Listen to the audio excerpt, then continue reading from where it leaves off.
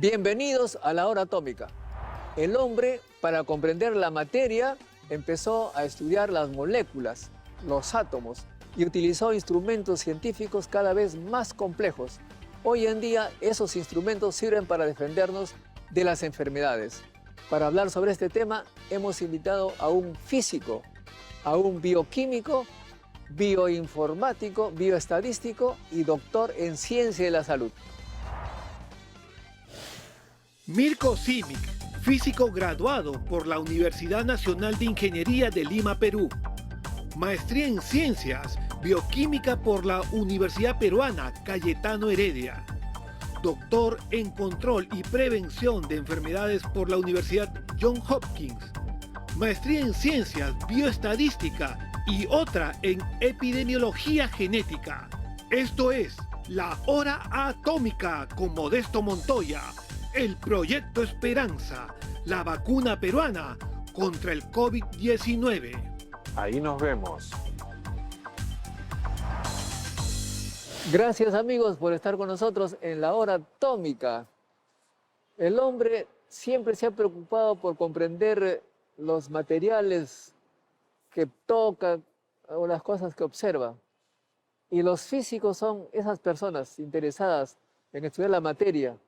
Llegan a las moléculas, los átomos, las ondas electromagnéticas y luego todos estos conocimientos finalmente terminan por una aplicación práctica.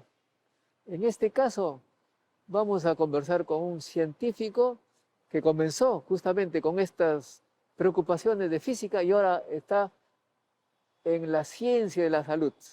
Se trata de nuestro gran amigo Mirko Simic.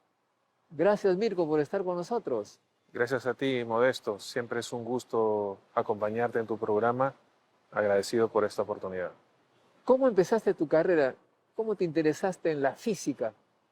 Bueno, debo confesar que recuerdo que de muy joven, probablemente cuando estaba en tercero de secundaria, yo ya tenía el deseo muy fuerte de estudiar la carrera de física. Tenía un interés muy especial por entender el porqué de las cosas, por qué tal fenómeno, cómo funciona tal cosa, etc.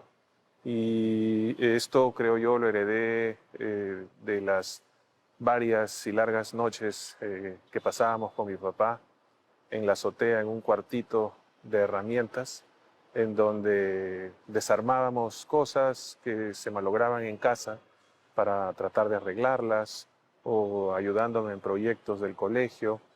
Y así fue como se inició, creo yo, ese interés por entender cómo funcionan las cosas y luego más adelante ya a un nivel más fundamental entendemos que la física permite precisamente esto. Y te interesaste incluso en las ondas electromagnéticas, ¿no? El campo gravitacional, todos esos temas. Ahí empezó ya tu interés por la ciencia, ya no simplemente desarmar cosas, sino comprender el tema fundamental.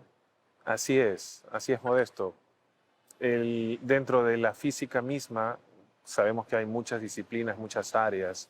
Yo tenía un especial interés en la parte de cosmología, la teoría de la relatividad, gravitación, etc. Y era mi pasión, realmente. 5 de los mejores años de mi vida, cuando lo pasé en la uni, aprendiendo física y estudiando con el mayor gusto. Bueno, todos conocemos a los físicos de la uni, son apasionados de las investigaciones. Y entiendo que tu meta era ser un físico cosmogónico, digamos, algo así. Pues sí, hasta los 20, 21 años yo quería ser un físico teórico y entender los temas cosmológicos. Esa era mi línea de interés y bueno, no pude seguirlo. Eran unas épocas complicadas aquellos años en el país. Época de terrorismo. Época de terrorismo, así es. Tuvimos un problema familiar. Mi papá nos dejó precisamente por un atentado y mi mamá y mi hermana se quedaban solas. Así es que tuve que posponer mis planes de salir a estudiar fuera. para lo cual yo ya venía aplicando algunas becas y tenía altas posibilidades de estudiar un doctorado afuera en física teórica. Pero, ¿cómo es, no? El destino nos depara sorpresas y ante la dificultad de salir y decisión de quedarme, me llevó a seguir mi segunda pasión de mi vida. La física fue la primera, pero si yo no hubiera sido físico, creo que hubiese sido biólogo. El mundo biológico siempre ha sido un gran reto, un enigma enorme, y a diferencia de las situaciones ideales que los físicos estamos acostumbrados a trabajar, en el mundo biológico nada está controlado, todo es abierto, todo está fuera del equilibrio y los retos son enormes. Los grados de libertad asociados son inmensos y pues hay mucho por explorar y los físicos tienen mucho por hacer y contribuir en esta línea. Así es que me quedé. Estuve como un año como alumno libre llevando clases en la Universidad Cayetano. Alumno libre realmente, entraba a los salones y tomaba clases. Algunos profesores quienes me acogieron, a quien yo agradezco mucho, al doctor Jorge Arévalo, la doctora Fabiola León Velarde. En aquella época yo era un jovencito más que llegaba y me acogieron con el mayor cariño y me brindaron libros, momentos para conversar. Y pasando casi un año llevando clases como alumno libre, porque es importante aprender el lenguaje. Entre el mundo físico y el mundo biológico hay una barrera de lenguaje muy fuerte que tenemos que superar. Y pues ese Claro, año porque en me la física permitió. tú tienes fórmulas de matemáticas y en la biología fenómenos complejos, ¿no? Así es. Los biólogos no manejan el lenguaje matemático y no es porque no quieran hacerlo o no tengan capacidad de hacerlo, sino que el fenómeno biológico es tan complicado que es sumamente difícil Imposible expresarlo en un matematizarlo. lenguaje matemático. De modo que el reto para los biólogos es doblemente más difícil, entender el fenómeno mismo y explicarlo en un lenguaje sin la facilidad y ayuda de la matemática. Y bueno, es un gran reto. Y ahí tienes una gran ventaja también, porque habiendo estudiado la biología, sabiendo las matemáticas, y tuviste la suerte, además, hay que decirlo, que la UNI y la Cayetano están, digamos, atravesamos la avenida Tupac Amaru y ahí estás al lado, hay Así mucha es. interacción. Y bueno, y entonces, en la biología, ¿qué es lo que más te, digamos, exaltó tu sentido de investigador en el momento de esa interacción con la Cayetano? Cuando abrí el primer libro de biología, este era un libro de biología molecular de la célula. Obviamente los primeros capítulos eran los que había que comenzar. Y recuerdo este libro me lo prestó mi asesor en ese momento, gran amigo Jorge Arévalo. Me prestó el libro de Arnell, que me lo llevé a mi casa y 2 semanas después se lo devolví. Y me enganché con el tema de los ácidos nucleicos, Ah, sí. la replicación del ADN, las mutaciones. Y en algunas conversaciones que sostuvíamos con él, se aclaraba para mí la manera de cómo usar herramientas de física para entender ciertos fenómenos biológicos, en particular para entender las probabilidades de que el ADN tenga una mutación y cómo la estabilidad termodinámica del proceso de replicación del ADN podía eventualmente ser modelado con herramientas físicas. Así que, bueno, estimados amigos, es fascinante lo que escuchamos de Mirko Simic. Lo que yo he entendido de todo lo que me ha explicado, espero que sea correcto. Imagínense ustedes, estamos compuestos de células y en el centro de las células está el núcleo y en el núcleo hay una molécula larguísima, aunque pequeñita en tamaño, pero larga. Si lo ponemos así a lo largo, no es tan pequeño en realidad. Vamos a tener ahí una especie de enciclopedia gigantesca con 4 letritas. Ese es el ADN, una molécula compleja. Y bueno, de allí se produce otra molécula, se desprende, digamos así, una llamado ARN, que esta es la que sale y comienza a fabricar proteínas y una serie de elementos que nos dan la vida, que nos producen a nosotros. ¿Eso es así o está demasiado deformado el conocimiento, Mirko? No, es una buena primera aproximación, el famoso dogma central de la biología molecular. Y todo eso es átomos, moléculas, y estabas ahí obviamente en tu mundo de físico comprendiendo fenómenos biológicos. Así es, Modesto. Como Leninger alguna vez lo planteó, los seres vivos no somos más que un puñado de materia inerte.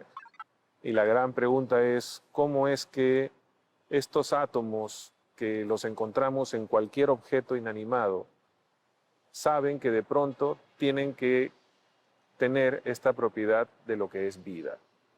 Y ahí viene todo el tema de la organización espacio-temporal de la materia y cómo esa organización es la que en última instancia permite a este puñado de átomos vivir, ¿no? Nacer, crecer, reproducirse, morir, evolucionar.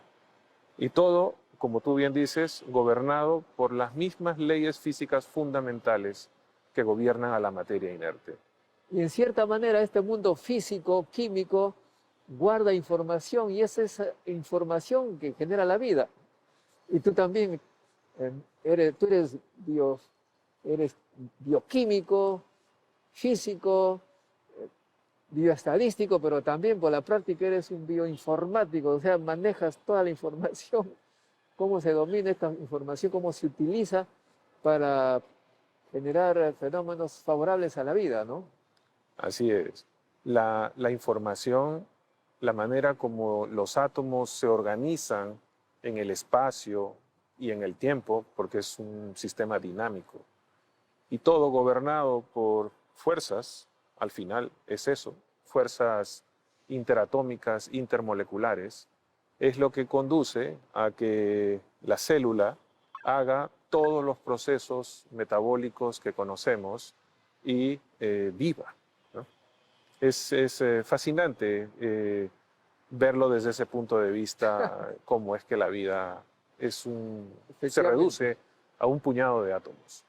Y todo eso finalmente te lleva a una cosa extraordinaria, es aplicar ese conocimiento para diagnosticar de manera precoz, temprana, enfermedades, utilizando imágenes, fenómenos físicos, instrumentos. Y lo último que nos ha sorprendido es que has incursionado en las vacunas y sobre todo en la vacuna contra la COVID, contra este virus que nos está haciendo tanto daño. Y sobre ese tema, amigos, en el segundo bloque, nuestro amigo Mirko Simic nos va a conversar más ampliamente qué cosa está haciendo para defendernos contra la COVID con una vacuna llamada la Esperanza, la vacuna Esperanza, la vacuna peruana. Regresamos pronto.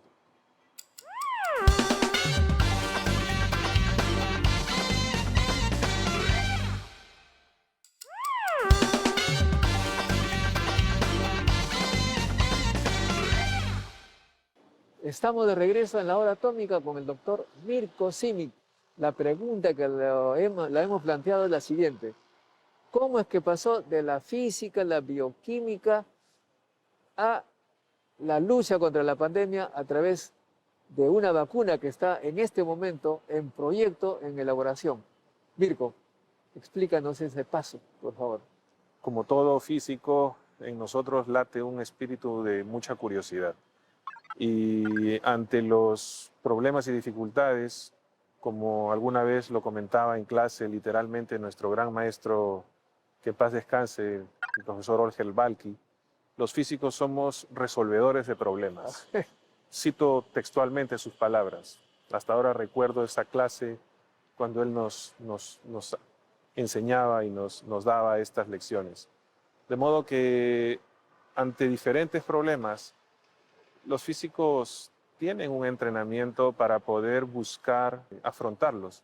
Yo comienzo haciendo ciencia básica, pero luego veo los problemas de salud pública, problemas como anemia, autismo, neumonía en niños, tuberculosis.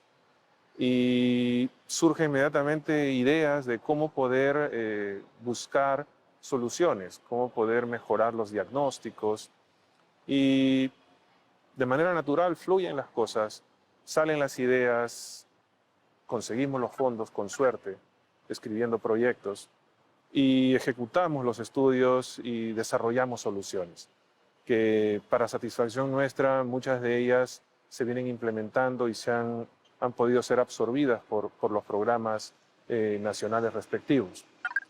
Y en el 2019, a inicios del año, muy tempranamente, el COVID y la pandemia nos azota. Sinceramente todos creíamos, y yo personalmente, de que iba a ser algo muy transitorio, de algunos pocos meses.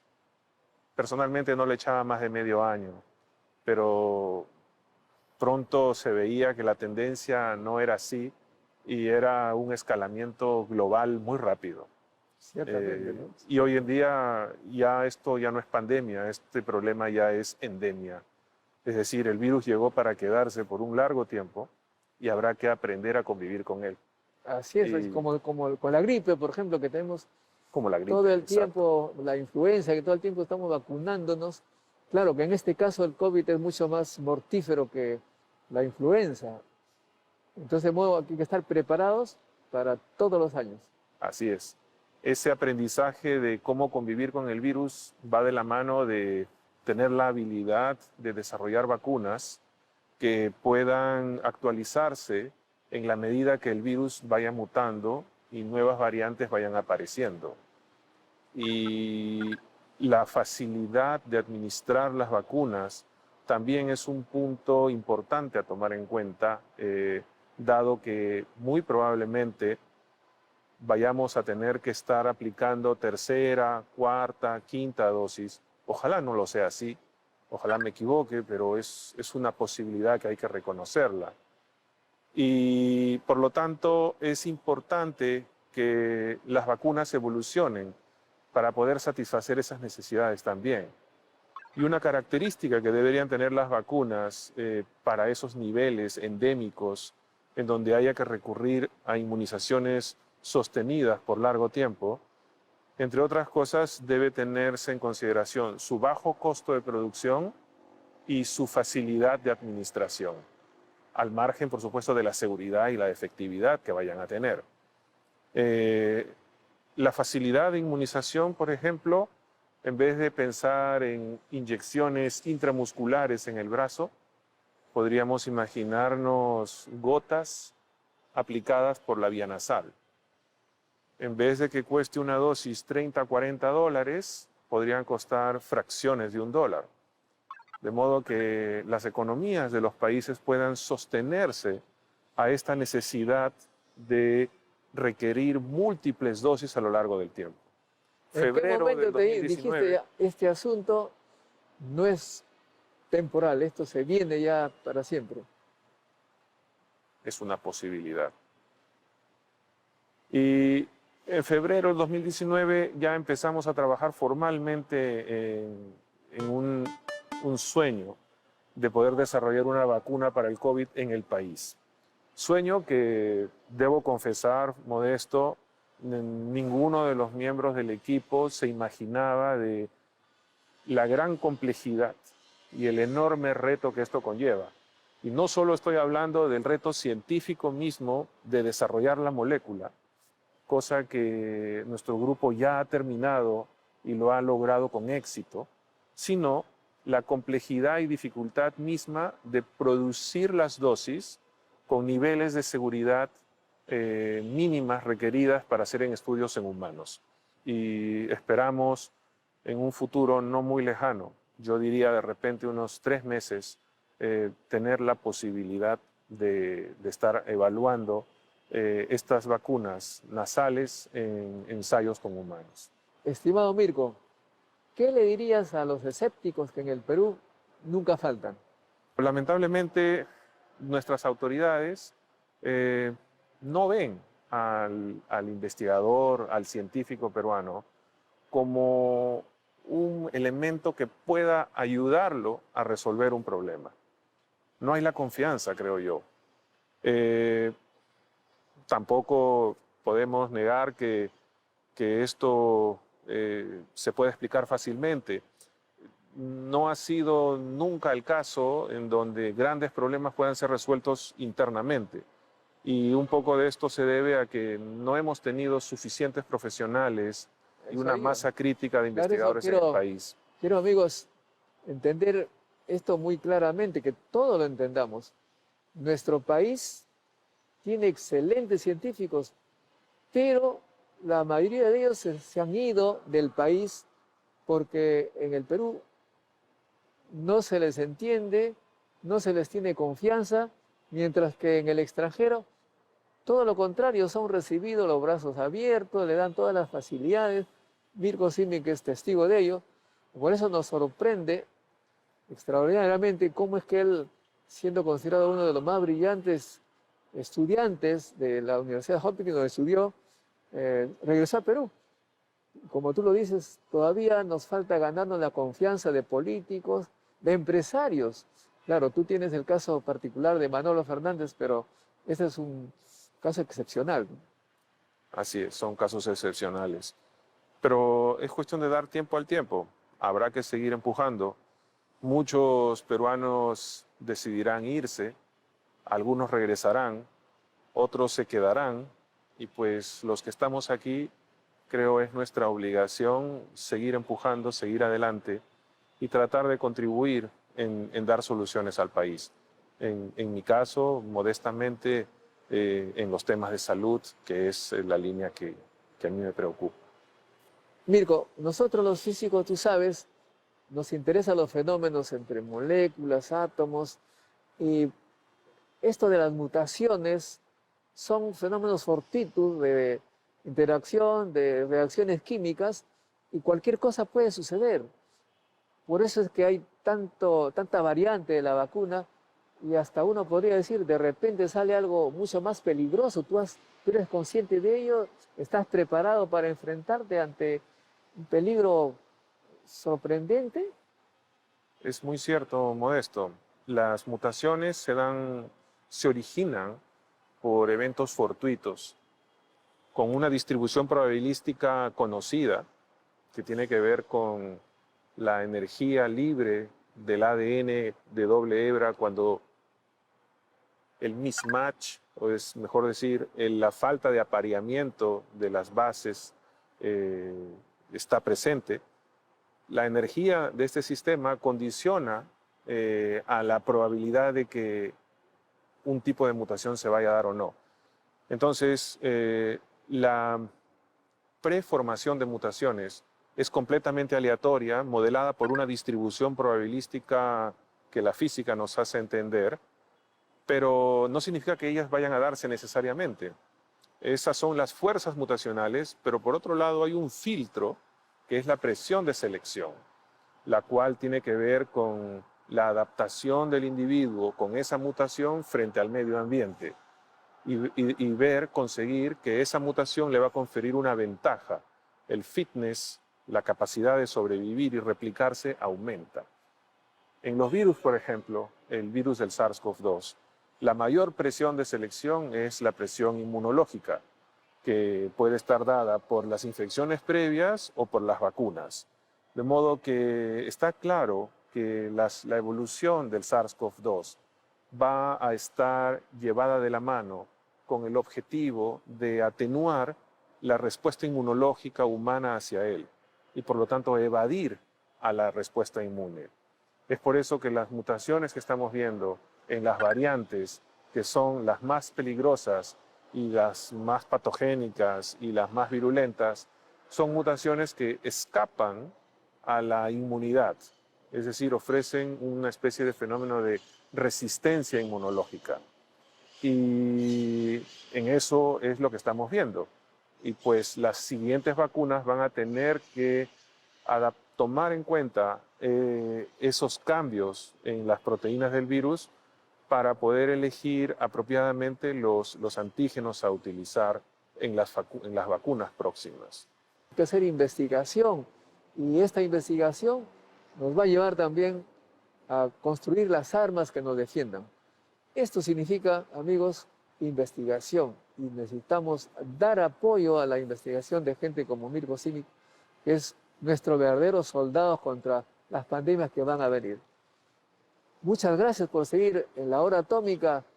Estamos para explicar las cosas de manera sencilla, pero científica. Gracias, doctor Mirko Simic, por esclarecernos estos problemas tan importantes para el Perú. Gracias a ti, Modesto, por la oportunidad. Para mí siempre es un gusto estar contigo. Fue la Hora Atómica y en el próximo programa tocaremos otro tema importante para el Perú.